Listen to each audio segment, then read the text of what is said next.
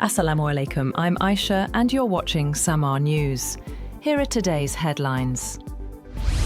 Pakistan says the ceasefire with Afghanistan is not a traditional one, but entirely dependent on whether Afghan-based militants carry out attacks inside Pakistan. FO spokesman Tahir Andrabi says recent terror incidents involving Afghan nationals show the ceasefire is not holding, and Pakistan's security forces remain fully alert to any threat from across the border. US President Donald Trump has said that his administration will work to permanently pause migration from all third world countries to allow the US system to fully recover.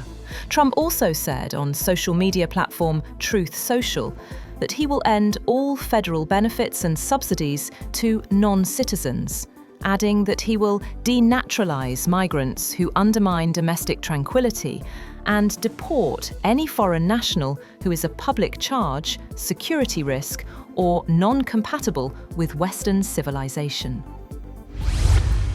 The death toll from Hong Kong's worst fire in nearly 80 years has risen to 128, and about 200 people remain missing from the high-rise residential complex that was engulfed by the blaze.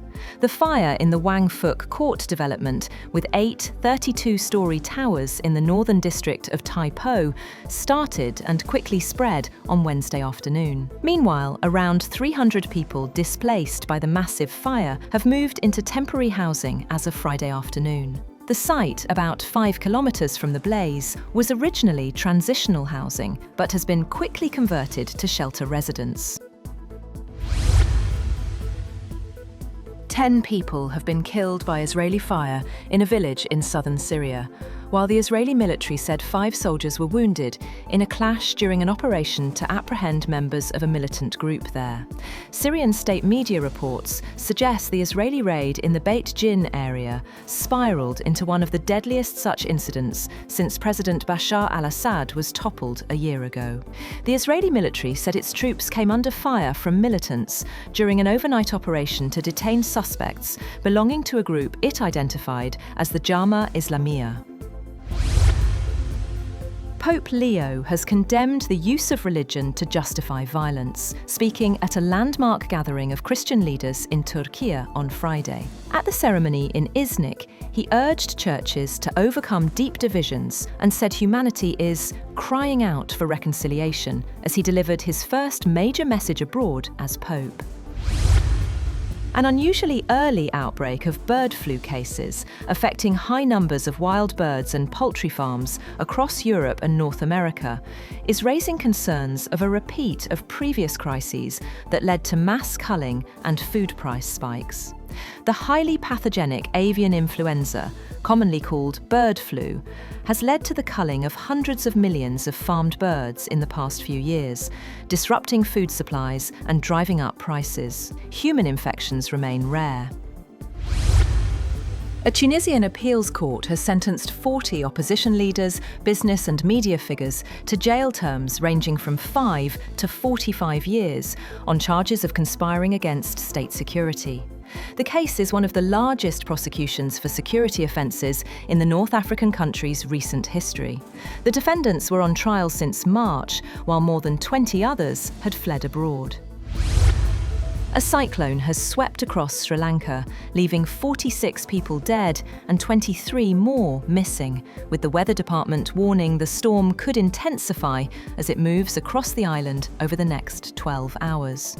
Most fatalities have been attributed to landslides, triggered by torrential rainfall exceeding 300 millimetres over the past 24 hours, as Cyclone Ditwa lashed the island nation, with the eastern and central regions most severely affected.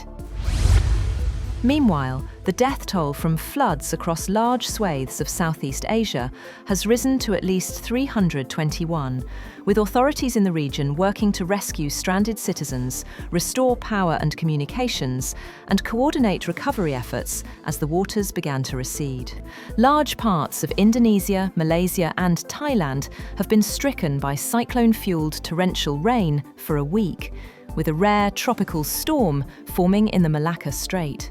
On badly hit Sumatra in Indonesia, 94 people were confirmed dead by Friday afternoon. And China has made it clear that it has no intention of joining any space race.